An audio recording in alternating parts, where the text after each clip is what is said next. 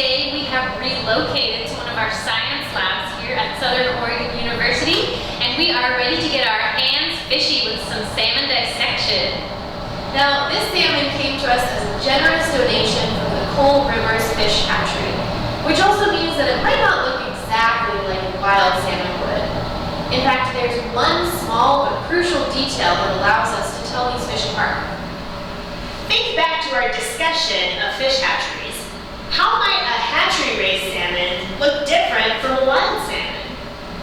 Take a moment to pause the video and write down some of your thoughts.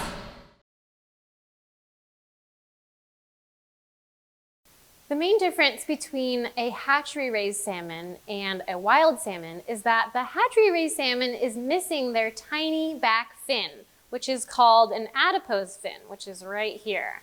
This fin is clipped by fish hatcheries so that recreational fisher people can tell the difference between the hatchery-raised fish and the wild fish. So this is in an effort to protect wild salmon populations. A missing adipose fin lets the fisher person know that this fish is okay to catch and harvest, but a salmon with an intact adipose fin is wild and therefore may need to be released. Since we're already talking about fins, let's get into some salmon anatomy. We actually have a steelhead trout here, which is a type of salmon. But before we start dissecting this fish, we're gonna observe some of the salmon's external features. So have your salmon dissection worksheet out and ready to go. So let's start out with the overall body shape of the salmon. You may have noticed that the salmon is sort of torpedo-shaped, which makes the fish streamlined for fast and efficient swimming, especially against some very strong currents. So how many fins do you see on this salmon, not counting the tail? There are a few different types of fins here. The pectoral fins near the head, one on either side, the dorsal fin on its back, and the pelvic fins down here on the underside, one on either side, and then one anal fin here on the bottom. And like we mentioned earlier, there would normally be an adipose fin right here, but it has been clipped off. And then finally, there is the tail, which is also called the caudal fin, and it can have a variety of different shapes depending on the different kinds of fish. Salmon have a homocercal caudal fin, which means that the two forks of the tail are in an even length. These fins help the salmon with steering, keeping balanced, and propelling itself through the water. Take a closer look at the body of the salmon. You might notice that it is covered in scales which act as protection. There are several different types of fish scales, and the salmon have cycloid scales, which are round and give the fish a smooth texture. There's also a line that runs along the side of the salmon. This is called the lateral line. And while we can't see it from here, the lateral line contains sensors that detect changes and vibrations in the surrounding water. Now let's check out the head. Obviously we can see eyes here, but salmon also have nostrils to smell underwater. We can see the nostrils right here. Fish also need gills to breathe underwater, and the gills are covered by something called an operculum, which is basically a plate that protects the gills. If we lift the operculum, we can see the gills underneath. What do you notice about these gills? I can see that they are kind of red, they're soft, and they're shaped like hundreds of skinny fingers. Fish are able to breathe underwater because when water passes over the surface of the gills, blood in the gills absorbs oxygen from the water. That oxygen-rich blood is what makes the gills red. Their shape creates more surface area so that the gills can absorb more oxygen than they would if they were just one solid sheet. All right, I think we're ready to see what's inside our steelhead. Before we start dissecting, what do you expect to see inside this fish? Pause the video and write down some of your thoughts. Let's get started. To begin, we're going to cut along the belly of the fish from vent to the throat. And this is going to be a pretty shallow cut that we're going to make because we don't want to damage any of those internal organs. So let me see if I can make a good cut here.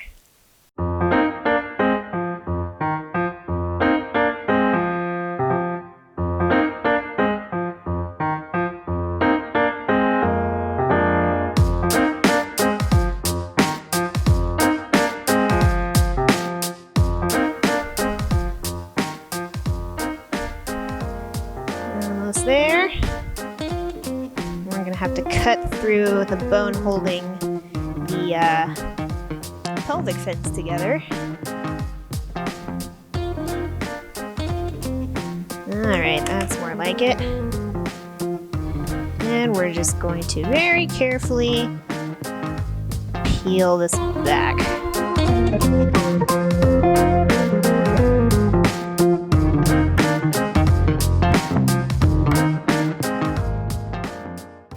Alright, so when we take a look inside, we can see these sort of flesh-colored sacs right here. There's a pair of them on either side. These guys right here, these are sacs that produce milt to fertilize the eggs. And this means that our fish here is a male. And when he's ready to spawn, he will deposit milt through his vent onto the female's eggs. If this were a female, we would see large sacs of eggs held in a membrane all along here. So we're going to remove these sacs so we can get a better look at all of the organs underneath.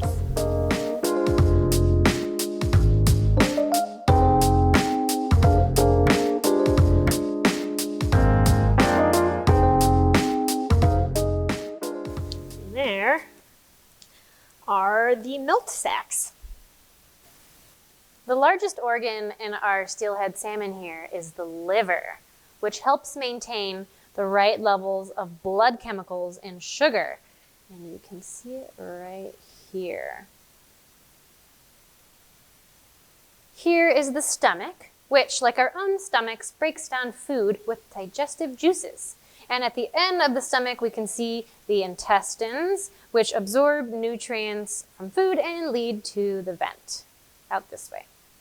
And the dark organ right here is the spleen, which stores and recycles blood. Now, if we go up close to the gills, right here, we can find the heart, this little organ. And it works just like our own hearts. It pumps blood throughout the body. Is this what you expected the salmon's heart to look like?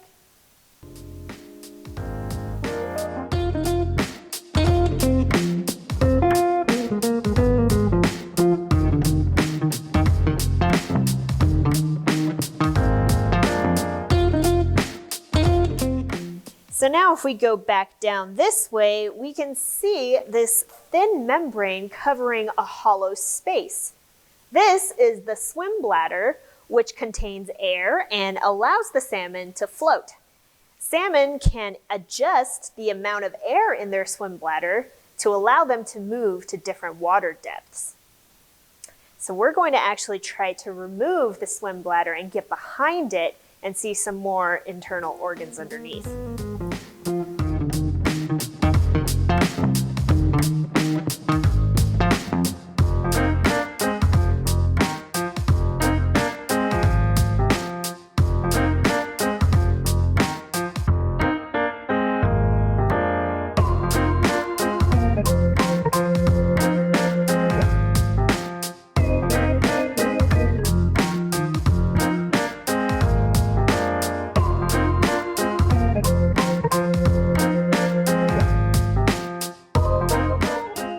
Now we've detached our swim bladder, and if we put it in a pool of water, we can see that it does in fact float because it's holding all of that air inside.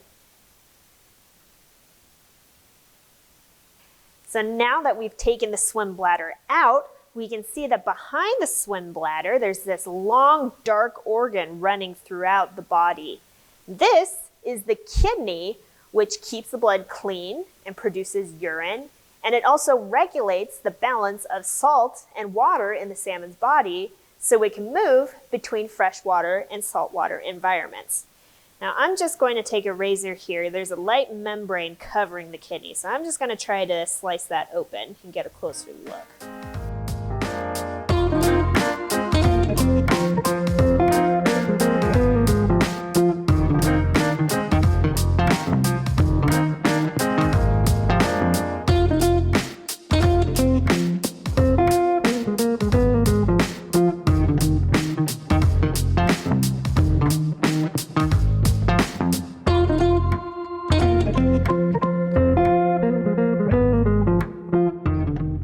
There's our kidney.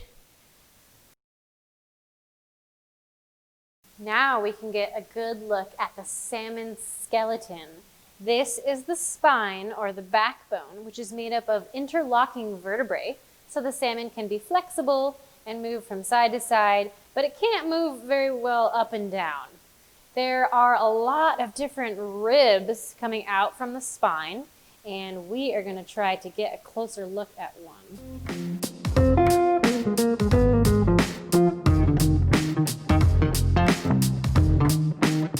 So these ribs are very lightweight, and they're also curved that protect the internal organs of the salmon. We hope you enjoyed this dissection and you got all the answers you need for your salmon dissection worksheet. When we come back, we'll discuss how the features we found in this salmon compare to those of the salmon you created in our last video. We'll see you back at the preserve.